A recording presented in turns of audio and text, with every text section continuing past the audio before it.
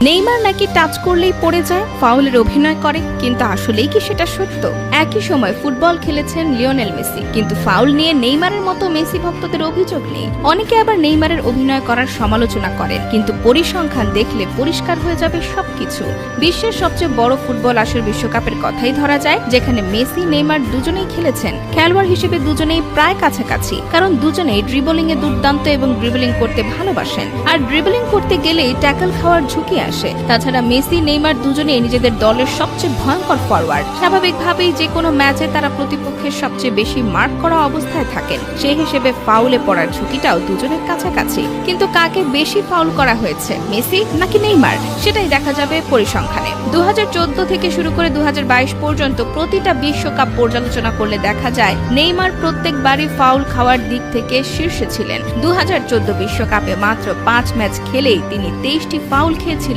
অন্যদিকে মেসি 7 ম্যাচে খেয়েছিলেন 22টি ফাউল। সেবার সেমিফাইনাল খেলেছিলেন। অন্যদিকে নেইমার ঘরের মাঠে শেষ দিকে হয়ে গিয়েছিলেন দর্শক, কারণ কলম্বিয়ার বিপক্ষে ভয়ঙ্কর ফাউলের শিকার হয়ে ইনজুরিতে পড়েছিলেন ব্রাজিলিয়ান তারকা।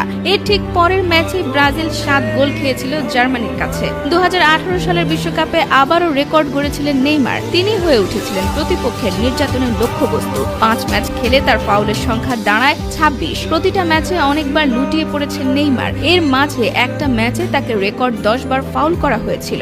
এই বিশ্বকাপেও মেসি নেইমারের তুলনায় কম ফাউলের শিকার হয়েছেন। 4 ম্যাচে মোট 16 বার ফাউল করা হয়েছিল মেসিকে, যা নেইমারের তুলনায় 10 বার কম। 2022 বিশ্বকাপের পরিসংখ্যান কিছুটা বদলে গিয়েছে। পুরো আসর জুড়ে দুর্দান্ত পারফরমেন্স দিয়েছিলেন লিওনেল মেসি। ফ্রান্সকে হারিয়ে হয়েছেন বিশ্ব চ্যাম্পিয়ন। আর এই যাত্রায় 7 ম্যাচ খেলে 18 বার ফাউলের শিকার হয়েছেন, যেখানে নেইমারকে ফাউল করা হয়েছিল 11 বার। কিন্তু মেসির তুলনায় নেইমার 4টি ম্যাচ কম খেলেছেন। সব মিলিয়ে মেসি নয়, বরং নেইমারকে বেশি টার্গেট করা হয়। 2018 বিশ্বকাপে মাত্র 1 ম্যাচে তাকে 10 বার ফাউল করা হয়েছিল, সেটা ছিল ওই আসরের সর্বোচ্চ।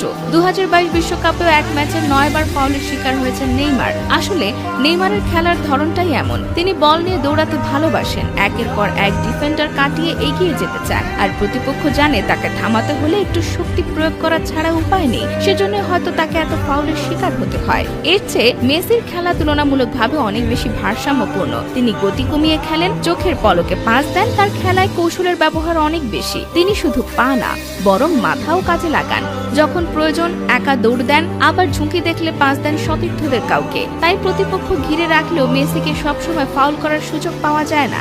এদিক দিয়ে নেইমার দুর্ভাগা। গত 3 বিশ্বকাপের সবচেয়ে বেশি ফাউল হওয়া খেলোয়াড় তিনি। ক্লাব ফুটবলেও একই চিত্র। সব মিলিয়ে নেইমারের পড়ে যাওয়াকে অভিনয় বলা যায় না। আসলে প্রতিপক্ষ জানে নেইমারকে আটকাতে গেলে ফাউল ছাড়া উপায় নেই।